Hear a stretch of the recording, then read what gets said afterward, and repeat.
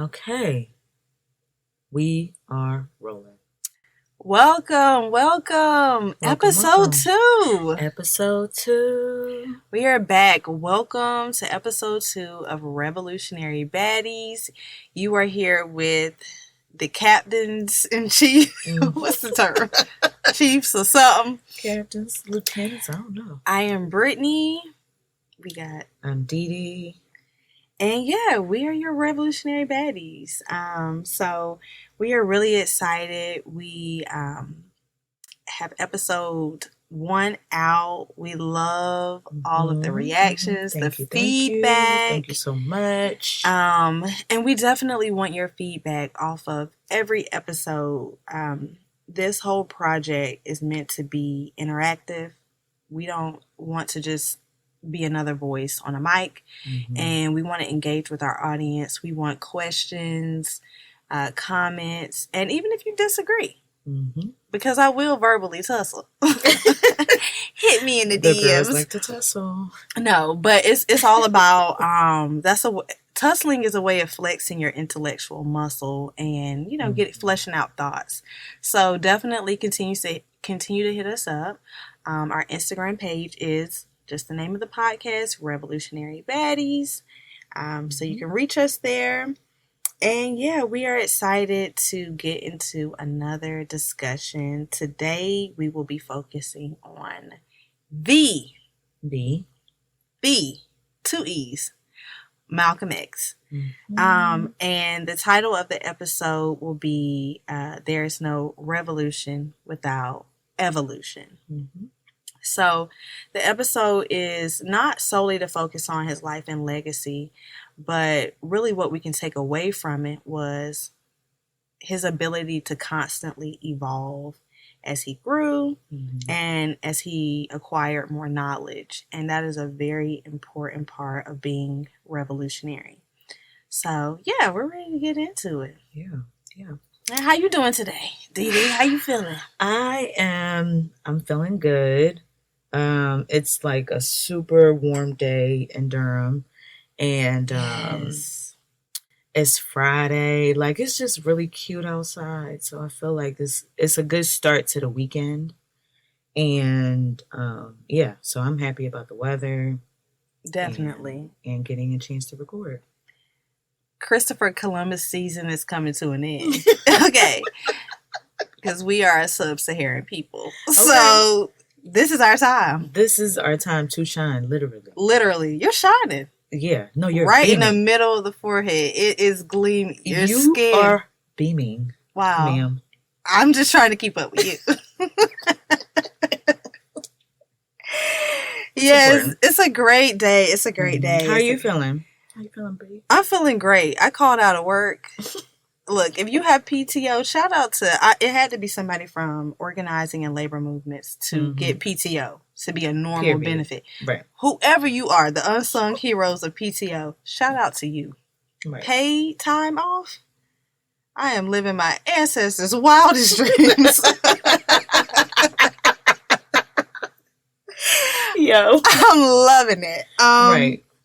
And I'm glad you also reminded the people that PTO, a lot of the benefits that we have to a work that comes with jobs, most jobs, people fought for those things. Shout out to the organizers. Those are not handed. Unsung heroes. Strikes had to happen. Shout out to the organizers. I'm just saying. Because even as much as I study, I still am learning today. Shout out to the organizers. Okay, it's a small but mighty group across the world of people who really fight and advocate for these things. PTO is very important, and I encourage anyone listening to this, if you got some, use it right now on Monday, next week. Call out.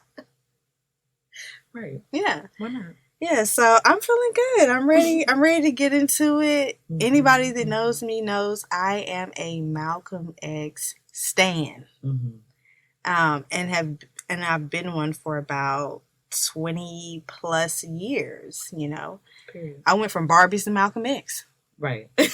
I set my Barbies down. I'm like, now look, we got to talk about some things. because I've learned. But yeah, we are once again wanting to, via this episode and every episode, we're here to normalize, redefine, and illuminate the very essence of the revolution. That's a line from our manifesto. Make sure you go check that out. We have it posted. And so yeah, every episode is intended to move us in some way closer to normalizing these type of conversations. And Malcolm X is the perfect figure to discuss because he's so well known. But at the same time, there are so many elements of his life that are not discussed. Right.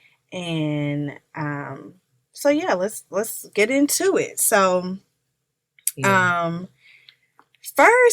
I mean, when we talk about evolution and the ability to change and transform, I mean, the man literally had 3 official names and a couple more. So born Malcolm Little, became, well, hold up. I mean, he had some aliases too. I don't know. My boy had, he was Detroit Red. He was Detroit Red.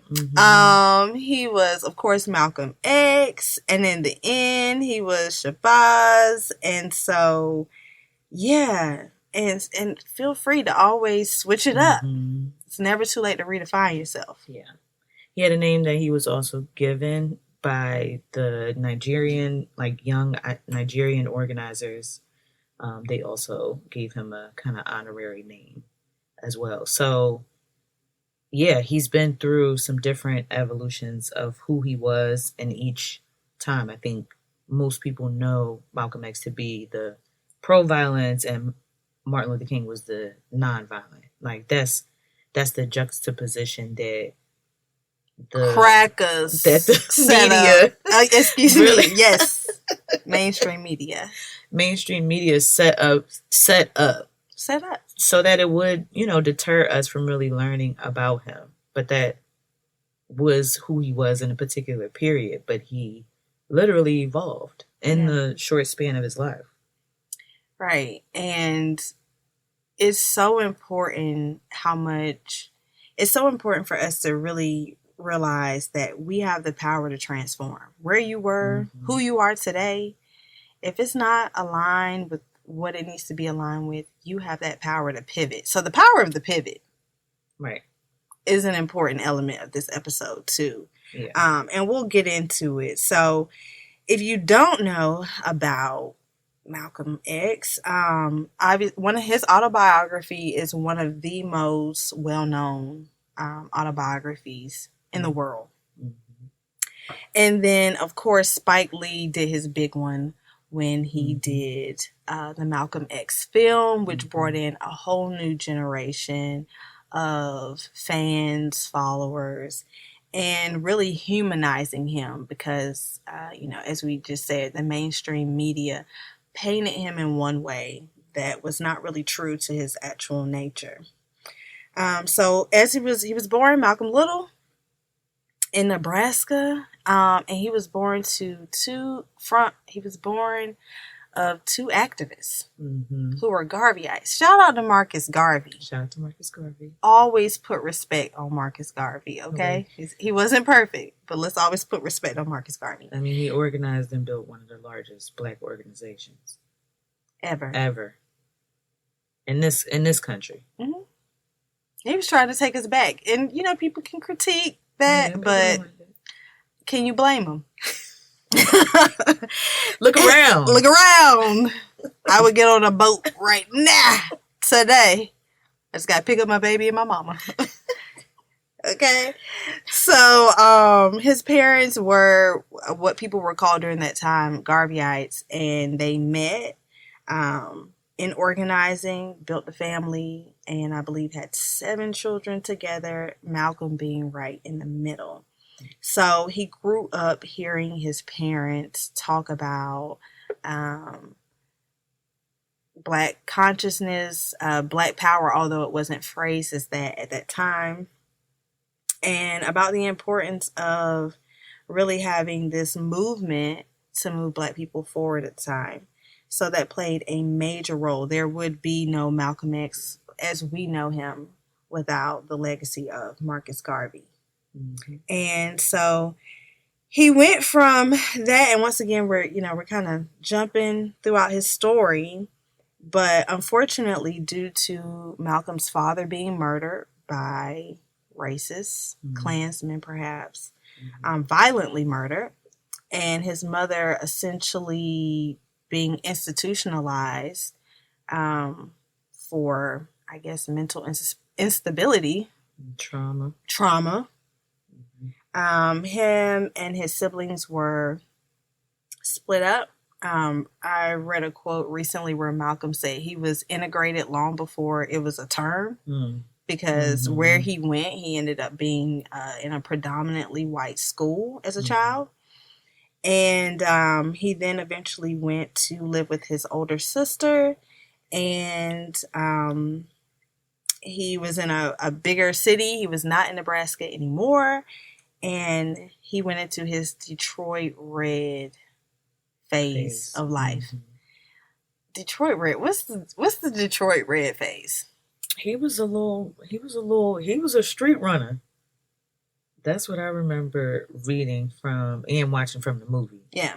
He was a street runner. I was in them streets. He was in them streets looking fly. Lord, put me in a time machine.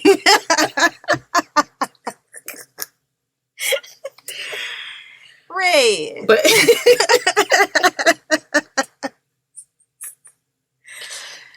But I mean, he was running around. He wasn't really connected to the family that he grew up in, right, in a real way. He was kind of on his own in a lot of ways.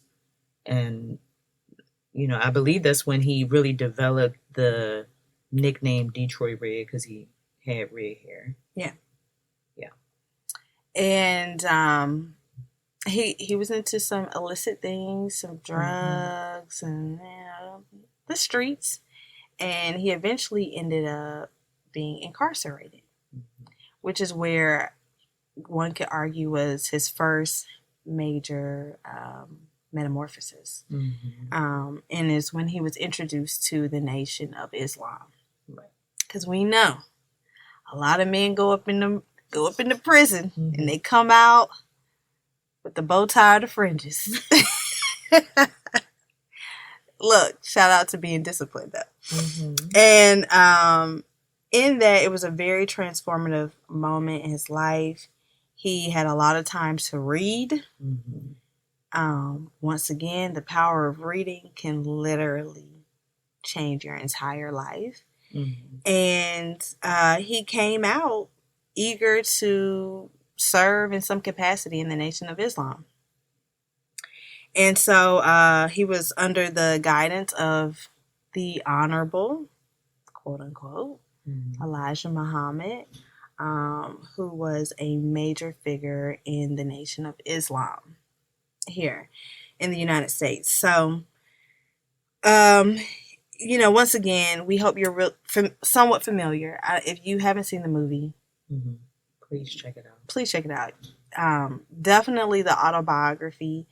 And then more so what I've become recently introduced to is Manny Marvel's book, Malcolm X, A Life of Reinvention. So literally the book is about Malcolm continuously reinventing himself. He even argues that in the autobiography, Malcolm exaggerated things, but he did so with the intention to connect with people, so that maybe Detroit Red wasn't that nigga. Maybe he did a line of coke and a couple of crimes, but he wasn't quite out there as much as he, portrayed himself to be.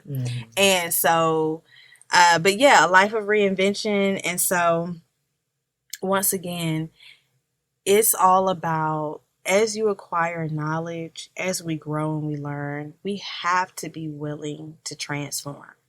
Because obviously, as we know, Malcolm did not stop at the Nation of Islam. He eventually broke with the Nation of Islam, I believe, after 12 years. and this was towards the end of his short life. He, we can get into it. There was a break. Yeah. And he had to pivot. And he could not, through his principles, continue to align himself with that organization. And they were honestly a bunch of haters, and they didn't want to be locked in with him either. So, Didi, what do you think is like the importance of evolving? Yeah. I mean, I think like also in the time where he was with the NOI, he was, basically like the quote unquote the Honorable Elijah Muhammad was in Chicago, and Detroit Red, Malcolm X was in New York. He was in Harlem. And he kind of became the figure really for the Nation of Islam in Harlem. Organized lots of Black people to join the organization. And also did a lot of speaking and put out a lot of it was political, but he would say it wasn't political because it didn't involve politicians, but it was like statements talking about what Black people needed to be doing at that time, and that we didn't need to, and especially at that time was very against integration. And so that was also a big thing that kind of gave him and the NOI a lot of spotlight, because the civil rights movement was also happening at that time.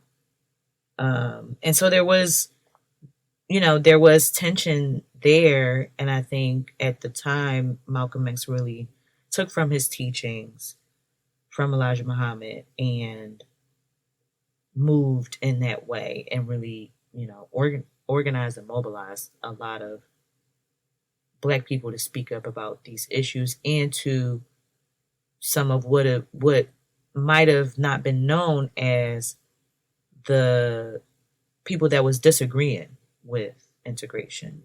Because I feel like sometimes history makes it seem like everybody was just for it. But obviously that can't be true. That can't be true. There's always outliers, people on the margins, that kind of thing. And so I think like the importance of the evolution is really like you have to understand and be okay with, or not be okay with, it's kind of up to you, but like change is inevitable. Like on the last episode, we were talking about Parable of the Sower. One of the major, lessons also from that story is God is change. And understanding that kind of helps you settle into that being a possibility. And he was also changing in the public. Like he was publicly known as Malcolm X, and this person that was, speaking on behalf of the NOI and speaking on behalf of Elijah Muhammad nationally and internationally. Well, I don't know if he had gone internationally just yet, but definitely, as it relates to in New York, and that wasn't by the end of his life who he was or what he was doing. And he really, I think what I saw and what I've read about Malcolm X, he was really committed to his development as a revolutionary. Yeah. Even if that meant risking his life, literally. Yeah, and I'm glad you brought up Parable of the Sower from the last episode, because you see, much like the main character of that book, Lauren, how your belief system really can compel you to evolve. And so, once again, if you're not familiar with Parable of the Sower, written by Octavia Butler, go read it. But the main character is essentially throughout the book inventing or creating and crafting a new religion called Earthseed, which is to really give her this type of, I guess what religions do, give you this narrative and this story about backing action. And so Lauren was departing from Christianity. Her father was a pastor. Malcolm X's father was a pastor.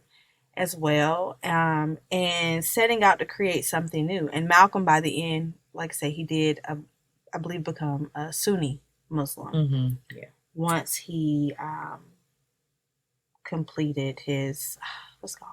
Oh, to Hajj. Yes, to Mecca. And so that's, one thing that a connection that I draw between the two. So, Dee Dee, you are a world-renowned organizer. I don't know if the people know that. Look, she wasn't ready. She wasn't ready for me to tell y'all or remind y'all. But if you're listening and you know her, you know, right?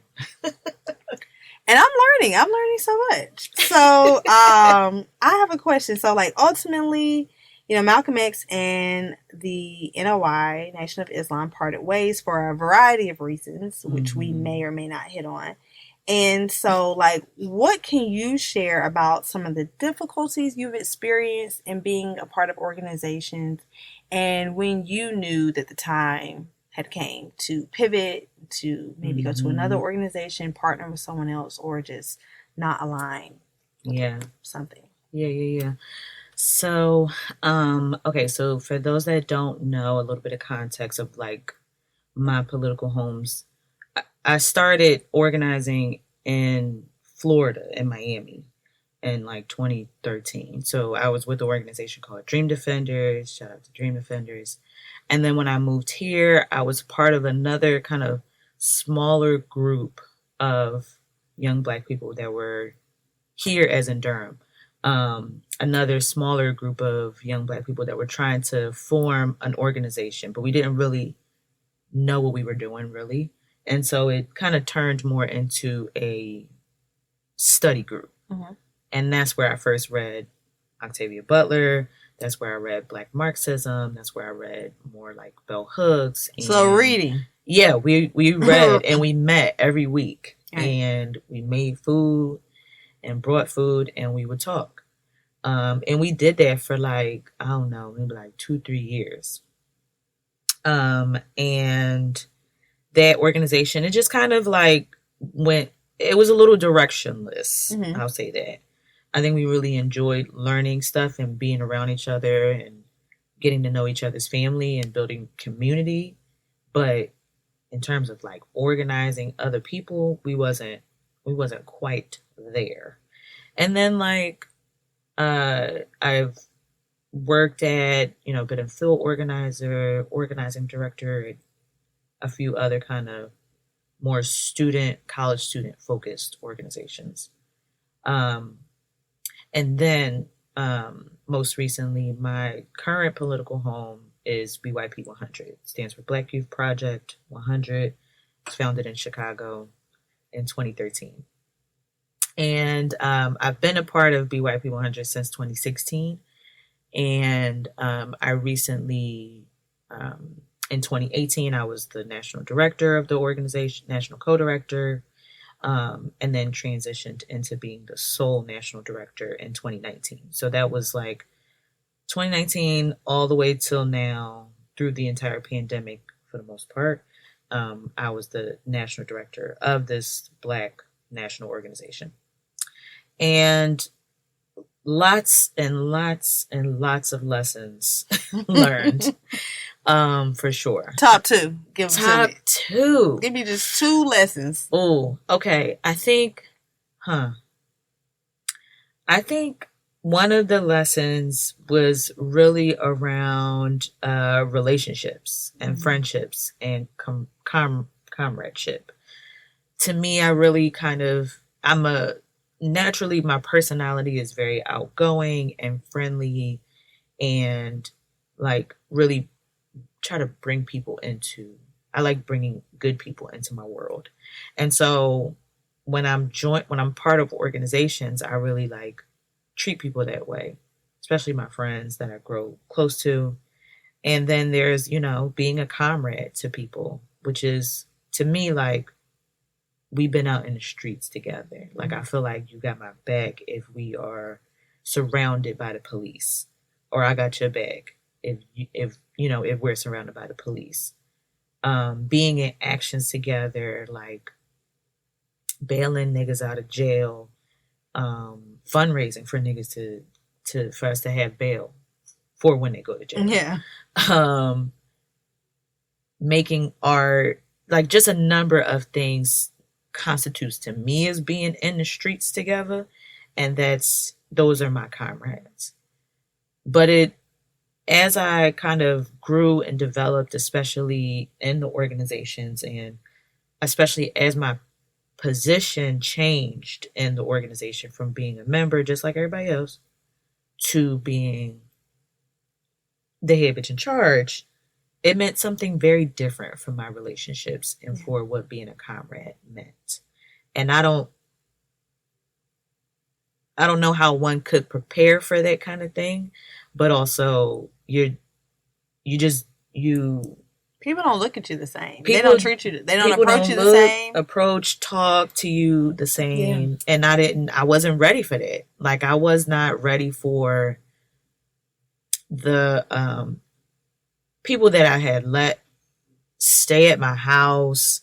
You know, people who had came to Durham to celebrate my birthday. I went to celebrate their birthdays. Just a number of things. I've helped them with job references, and you know, those people that I would at the time was considering my friends or my comrades, and them also, you know, people would disagree with decisions that was made, which is fine. And I think I expected people to like, oh, you got my number. Why don't you just text me and be like, Dee, I don't fuck with this thing that you just did, or I don't agree with this decision. People didn't do that. They would save it for the audience, for the public, for, you know, other people that were in agreement with them, and kind of like direct it as a way of, that could make you feel like you're being attacked, and not attacked physically, obviously, but in a way that's like, whoa, you saying a lot. You seem really upset and angry. You could have just called me before this meeting. Yeah. So I think it was like stuff like that. So just the shift in the relationships from what I'm responsible for changing. Because the reality is that I was responsible for a lot more than people understand, honestly. And so the decisions that you make are based on the decisions that I made was based on what was in front of me and based on what I knew. But I think I was not ready for the shifts in relationships, the visceral responses that I would get from people just in a matter of months. So yeah. I read a similar sentiment in Life of Reinvention, where Manning is basically saying like he wasn't even sure if Malcolm could conceive of betrayal at certain points by certain people. Mm-hmm. You know, because you feel like you've kind of created like say a group of comrades. Yeah.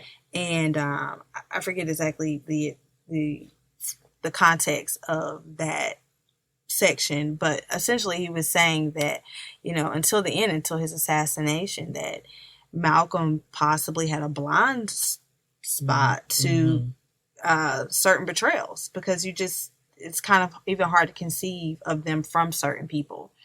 I haven't been in movement work, but I'm a manager. I have a managerial position, and I'll notice sometimes, like, I don't know, my coworkers are eating cookies in secret, and I'm like, damn, y'all think I'm the Cookie Monster or some shit, you know? But it's like, oh, I didn't know if you feel a certain type of way about me eating this cookie on the clock. I'm like, I got crumbs on me too. Like, what are you talking about? So, you know, I can tell that when I walk in the door, it's like very much like, oh, the boss is here. Mm-hmm. And I'm like, I laugh and joke with y'all all day. Like, y'all don't have to look at me, you know, so differently. You know, there's just a hierarchy in certain structures. But to me, I look at us like colleagues, and I have found that apparently I'm the op. Apparently, I had a coup form against me, okay? Right. An unsuccessful coup, shall I say.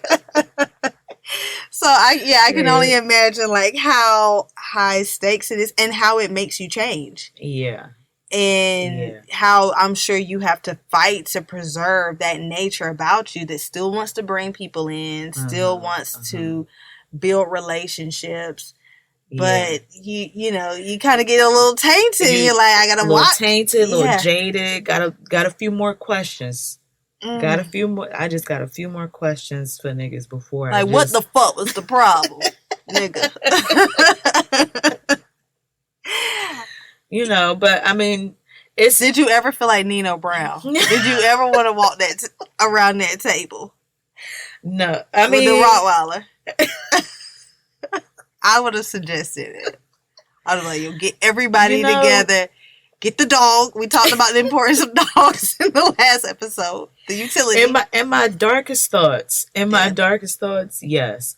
But the reality is that it's also not new. It's not unique. Right. You know, it's not new or unique to my organization or to this time frame that we're in. I mean, I'm very blessed that I get to be in relationship with some of the SNCC veterans. SNCC is Student Nonviolent Coordinating Committee. They were the kind of major organization during the Civil Rights Movement, led by students across the South. And they're much older now, but they're still organizing. Number one. Okay. They're still holding like political education programming. They're still supporting other organizations. They're writing. They're still organizing, and they have a podcast too. And so I'm fortunate that I get to talk to them about some of the conflicts and, fights. Right. I mean, they would be physically fighting back then. We can't do that now because it's like forbidden. Oh, you can't? I mean, you can, but it's not a thing that's... It's frowned upon. It's frowned upon. Okay. It's frowned upon, and it's like an extreme thing to happen. Right. Within the organization. Now, it does happen. Let's be clear. Because, again, BYP 100 was founded in Chicago. Right. Niggas get down. But it's still kind of like, what are all the steps that could happen? De-escalate. There you go. Before it gets there. Right. Okay. But I've had some moments, for sure. I can only imagine. Yeah. God bless you and your temperament. But and which is an evolution for me. Right. Because I grew up fighting. See? I knew it. I grew up actually fighting in Philly and Southwest. Motherfuckers was getting down after school. So you were Detroit Red. and look, and it's okay. If you right now are listening to this and you are in your Detroit Red phase of your life, pills and potion, living it up. It's okay. It's really fine. Don't give up on yourself. Just know that that's where you're at. Yeah. And you can transform. And so I think what can come off for some people as intimidating about revolution and the struggle is that people feel like, who am I? I don't have the background. Like, I'm just, you know what I'm saying? I love Future. I go to the club. I pop bottles. I stand on couches. Right. Am I talking about myself? I don't know. And so, formally, I had a phase. And so a lot of people are sometimes like, who am I to join the struggle? Right. And, who am I to be revolutionary? And also, no one has to end up being Malcolm X. Right. Do know that is not the epitome of what it is to be revolutionary. We already had Malcolm X. Right. You'll never be him. You'll never. I'll never trust another nigga the way I trusted him. Right. But, if you're in your phase, so it's all about, once again, acquiring knowledge. And not just for the simple sake of reading. Like, I don't want anyone to read a book just to say, I read it. Knowledge should transform you. you should come out of it, one, connect yourself to what you are reading. How does it apply in your life? What can you take from it? What can the people around you take from it? How can you voice it? Like, so if you learn something, tell somebody. Look, when I read something, people know. People around me know. I get on that phone. I'm like, so it's 11 p.m. I was reading this book today, and what I learned is, so highlights and everything. Everything. Bring people in. And Malcolm had a very keen insight and way of bringing people in. Yeah. And I think that's why his popularity was higher amongst people of the ghettos, the urban, the everyday person, versus a Martin Luther King, just because of their backgrounds. But he was able to speak to people like your everyday person and share knowledge. Now, a lot of what he's known for saying is pretty much came from directives from Elijah Muhammad and the Nation of Islam. So there's arguably about, Lord, did I even say that right? Arguably. There it is. Okay, it's Friday. And I'm country and I got a lazy tongue. How much of it was actually Malcolm. And I think that really to understand him, you have to look at his words and his thoughts towards the end of his life. Yeah.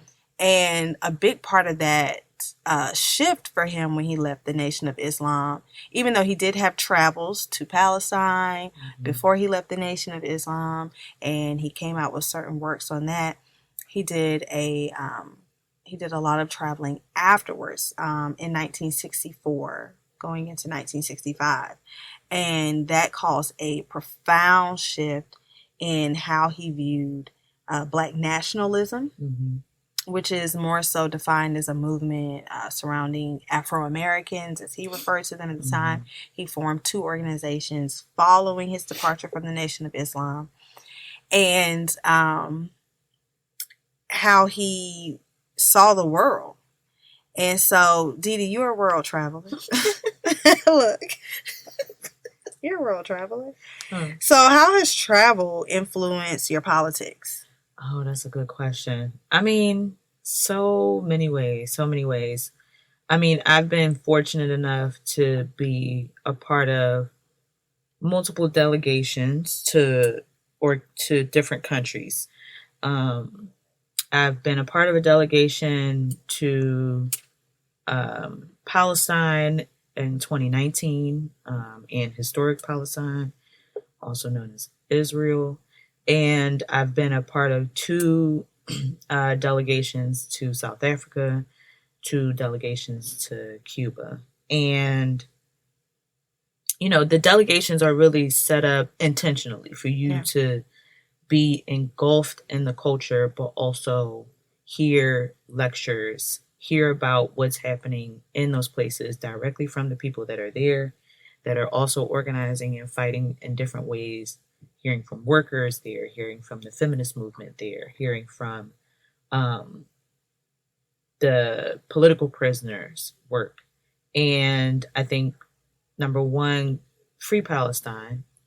Say that again. Free Palestine. I mean, it was one of the most transformative experiences of my life, for sure.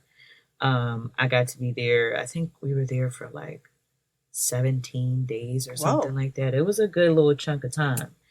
And much of the time was spent with organizations that are there.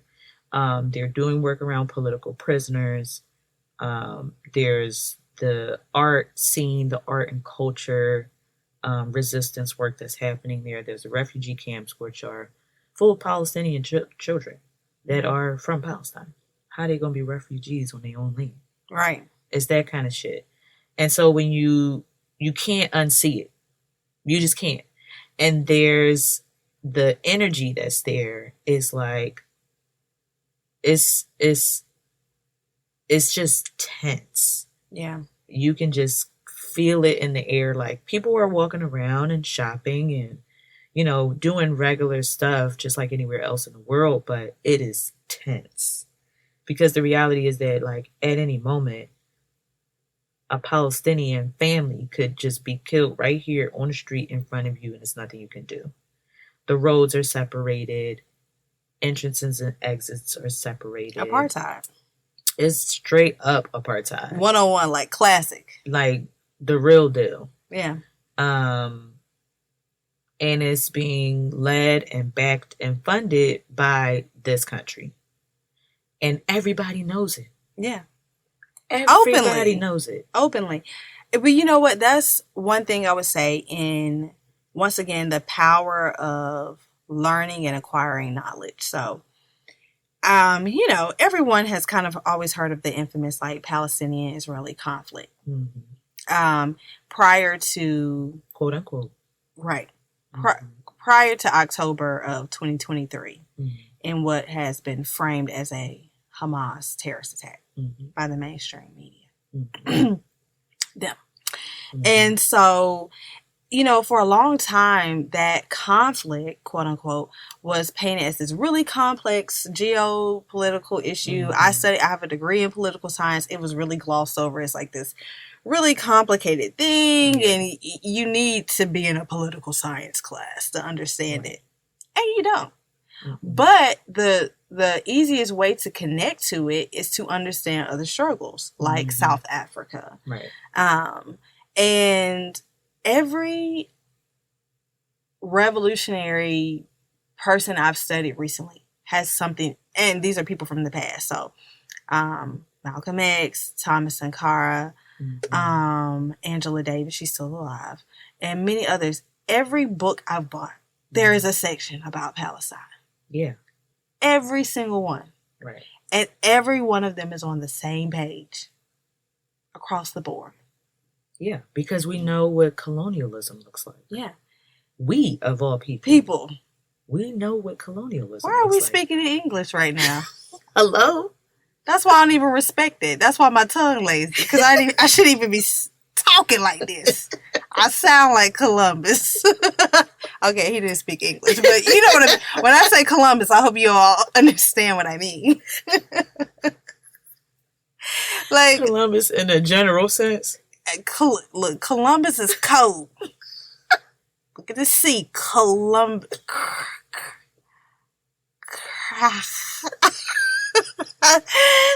He's a symbol of. He's a symbol of sorts. I'm gonna use his name throughout the podcast. Because straight up, yo, shout out to the indigenous people of this country. Fuck Columbus. No, for real. And the indigenous people of this country have in common with Palestinians. Let me stop. But Columbuses. We got the same op. Same op. We got the same op. And so that was a part of Malcolm's evolution. Mm-hmm. He went from, you know, as the Nation of Islam taught, talking about white devils. Mm-hmm. And through learning, he realized the op is bigger than the Klan. Yeah. Right. It's bigger than them in Alabama. It's bigger than Trump. Yeah. It's really a global system of Columbuses, colonizers, excuse me. It's an imperialistic system. And that's when Malcolm made the shift from Black nationalism to Pan-Africanism. Mm-hmm. And meeting with figures like Fidel Castro, who was not Black, but really about this global struggle against capitalism. Right. And so, as I've once again put myself on the journey of learning, y'all don't have to go back to school, y'all. I want y'all to know, you do not have to go back to school to learn. Yeah. But some of y'all, go back to school. Go ahead. While the grants is still available. Shout out to the Department of Education if y'all can hear me. No, for real though. And but I've learned, once again, like Malcolm, I've had an evolution in the past 2 years about capitalism and learning about it, because I would see quotes from Malcolm X. Once again, I've studied him since I was about 12 or 13 years old. Mm-hmm. And when I would see quotes about capitalism, I didn't understand it. I didn't get it. You know, he was like, where you see a capitalism, you see a bloodsucker. And I was like, all right, let's get back to talking about the white devils. Yeah, that's all I knew about. Right. Right. I'm here in the South. Let's talk about the white devils. But once again, I can say in my own evolution, because I was such a huge Malcolm X fan, but I was a fan of the mainstream version I knew of him, which was very much about Black nationalism and pretty much being a separatist and things of that sort. So you can imagine how I was in my youth. And so then how do you move forward from that into being more of an internationalist and approaching liberation and struggle? And it really the only way that I got to where I am at now is through learning and studying. And so I had to understand what is this global struggle? What is why should I be invested in Palestine? Right. And so that question came up a lot last year during the 2024 elections. Like, look, I can't be worried about Palestine. I'm just worried about what's going on here. Yeah. Well, look what we all and look where we are. Look where we are. And these issues are interconnected.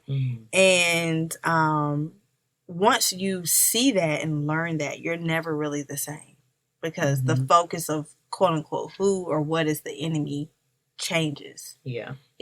And so once again, shout out to Palestine. Yeah, free Palestine. From the river to the sea. I mean, and also like it's the context. We can't always center the experience of the U.S. Because, again, like you already alluded to, the fight that we're in is global. It is an international one. And it requires an international strategy. And understanding. And an understanding. And the only way to get there, I cannot say it enough, the only way to get there is to read. And not just, matter of fact, let me take that back. It's not the only way to get there. It's one way. But it's a major way. Like, if you cannot travel for 17 days. But we also have the power of social media. Yeah. Where there are online communities and organizations. Read and then join an organization. And read some more. Because organizations also are the place where you can put what you're reading into actual practice. Right. And see where you might be missing, the full understanding of a quote or a speech or a documentary. Or organizations, especially radical ones, are really meant to kind of fill in those gaps and put what you think into action and into practice. Yeah. Shout out to the internet, because a lot of people we're lucky we're in Durham. You can go and find an organization to meet with physically in Durham. Yeah. A lot of people are in rural communities. Right. There is. I mean, no, the rural areas have things, but I mean, like where my family's from, there's no grocery store, let alone a place to meet with an organization. People are meeting at the churches. Across the South, though. What are the churches? What church? Across Marvin the South. Shut the doors. Lock the doors. It's a contradiction. No, right. But no, shout out. I would love to see more churches engage. Really, because that is, in some ways, a legacy of Black churches. Yeah. Historically, there was a lot more political mobilization happening at churches. And it is definitely happening today, but you've got some churches minded towards that, and then you've got your storefront ones where they're talking about revelation. Yeah. Or it's and Jesus kind coming, of so we ain't got to worry. It's also the individual. It's a lot of what is that called? The individual, like the prosperity, or like what's the prosperity churches. Like that. Eddie Long's, Joel Osteen. Churches. There you go. Them mega churches. God does not want you to have a Bentley. Them mega churches. A waste. It could be good. Right. Because it's a lot of people that are actually self-organized. Yeah. To be disciplined, to build relationship, blah, blah, blah.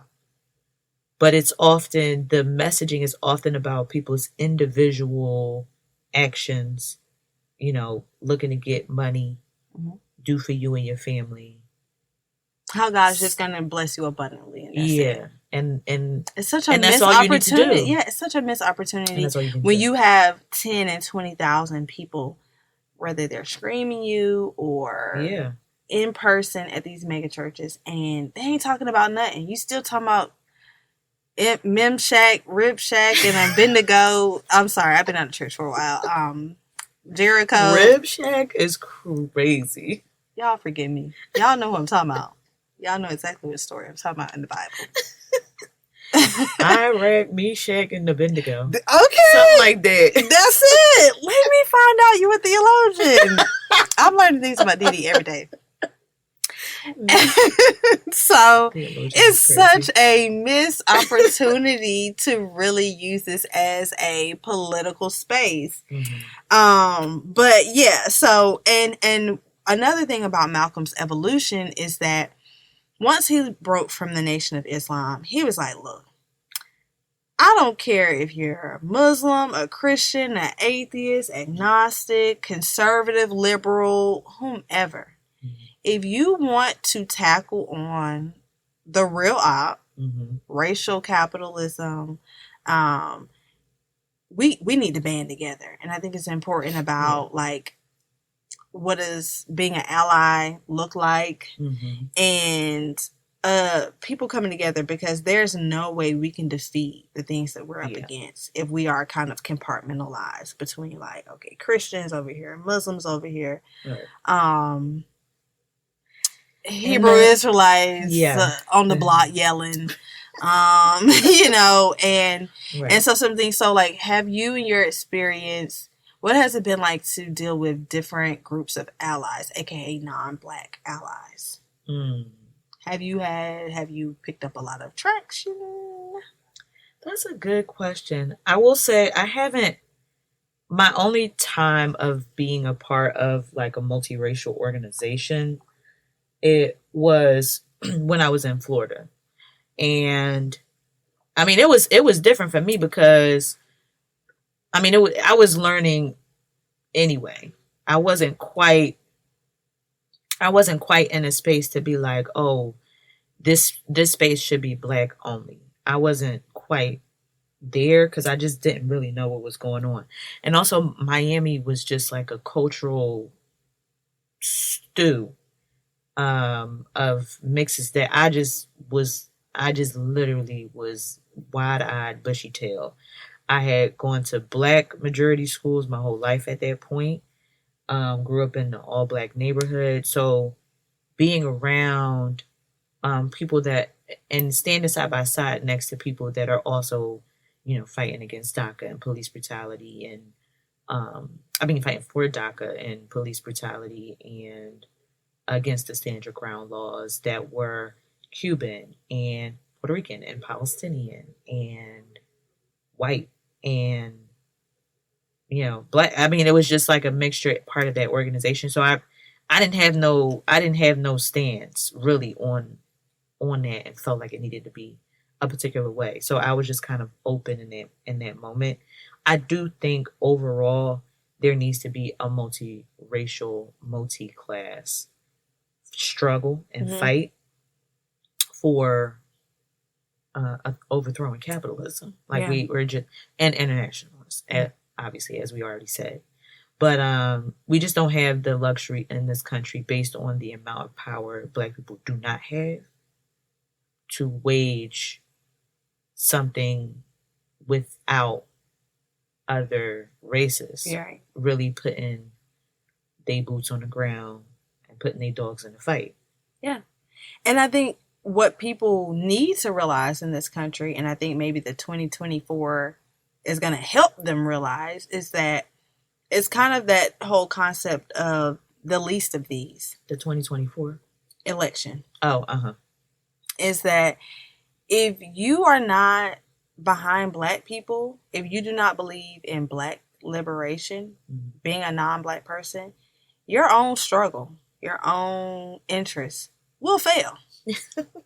Until, it's like, what is it, until they do right by us. Yeah. Us being niggas. everything and everybody else will fail as well. Mm-hmm. And that concept, I think, can be applied from a international and global perspective is until Palestinians are free, which is basically the defeat of modern colonialism. Right. None of us are. Yeah. You know, Martin Luther King said that. And injustice anywhere or everywhere is... Yeah, okay, I messed up the quote. Yes. Yeah. An injustice anywhere is an injustice everywhere. And because we still have... The U.S. also is a colonizer currently. Like, actively. Mm-hmm. Puerto Rico... Yeah, Hawaii. What's it, Guam? Guam. I mean, the U.S. Virgin Islands. Yeah. These are all places that were colonized by the United States. So it's not just the British or the Portuguese or the Spanish that's also done the colonizing. It's this country as well. I always say that gentrification is nonviolent colonialism. Yeah. And violent, it is somewhat violent. Gentrification can get nitty and gritty. Yeah, so for sure. Yeah, so we have to connect these things, and it goes back to being able to pivot, being able to, because once again, you know, I used to think when I would hear about Palestinian struggles, like, okay, I don't really know how that connects to me as a Black woman here in the U.S. South, or I would hear about, you know, just other things. And I'm like, I don't really know what that has to do with me. But in evolving through acquired knowledge, I'm like, it has everything to do with me. And so that's the one thing we would want you all to take away from today. It's like, how are you learning about, how are you evolving politically? You have to look at the world you have to look at the world. You cannot look at yourself, your city, your state. We are part of a nation. Unfortunately, I mean, we really could split this motherfucker up. It's too many states. We too big. That's too many states. First of all, we too big. 50? 50 is unnecessary. It's just unnecessary. It's like 3 mentalities in America. So like we really need like 3 states. 3 chunks. It just is like, do we need 2 Dakotas? And they got 500 people?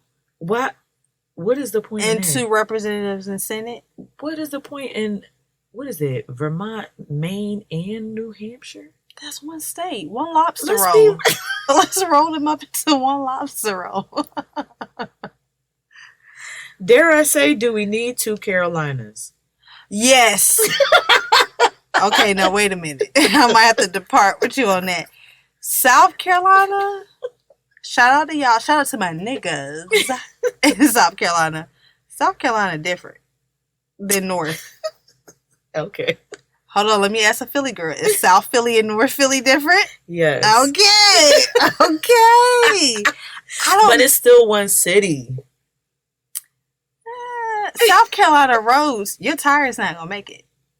The infrastructure different. And let me tell you, the infrastructure of the state is directly connected to the Christopher Columbus's in power. All right. Shout out to state and local elections. That's funny. I don't know the South. I don't know South Carolina. I don't know them niggas. Yeah. Shout out to my niggas. I know my niggas, but I don't know South Carolina as a state. There's a lot that could be done, but one thing about it, we do not need 50 states. Why? Maybe 3? Why you keep saying 3, but you want North Carolina and South to be separate? What's the rest? I'm talking about dividing it along other lines. Okay. Okay. Right. That's a good question for our listeners. How would you minimize the amount of states that we have? In my opinion, we could give some back to Mexico. Anything, give some back for they sure. They deserve it. It's for sure. Land. Take Texas, please. Florida, let's make it an island. I think climate catastrophe is on the way of doing that anyway. We ain't even got to break it up. God gonna send them waters. Anything that got an east and a west and a north and a south, 1 state. Yeah. Dakota, Virginia. West Virginia. We don't need 2 Virginias. I don't think Virginia, though, wants to be matched with West Virginia. I think any state that has some distinctions, we might want to look into why. I don't think we need that. I think that's all part of the plan. It's to keep us divided, people. It's to keep us. It's just keeping us divided. You're right. But we can get into other episodes about the importance of dividing along. Once again, going back to Malcolm X, I had to seriously pull myself up out of myself, certain ways and certain things, and realizing that maybe there is more power in unity. Yes. Yeah, okay. I'm working on it, and I'm there, I think. Strategically. But ultimately, evolving is not just something that's about revolutionary action. Evolving is about you as a person growing, right? We're all maturing. That's the goal, I believe, in life in general. And whether you're learning things about, we talked about parable of the sower, you're learning about the earth, you're learning about the climate. So it's changing how you eat, what you buy, what you grow, how you approach things. All of our politics should be evolving at all times and meeting the times. Mm-hmm. And that's ultimately the life and legacy of Malcolm X, is that his politics, how he organized, how he viewed things evolved as he grew. And that's just the number one way to be a revolutionary baddie, is to constantly be growing and to be learning. So that's what we want you to take away from today's episode. Yeah. And let us know some ways in which how were you originally? Were you Dr. Umar in the beginning? And and now you're Erykah Badu. I've been Detroit Ray, according to Brittany.